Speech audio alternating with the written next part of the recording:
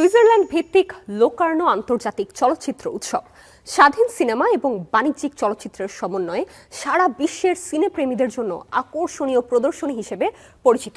এবারের উৎসবের সাইডলাইনে 15তম বারের মতো অনুষ্ঠিত হবে লোকার্নো প্রো, যা সিনেমা উন্নয়নের একটি গুরুত্বপূর্ণ প্ল্যাটফর্ম।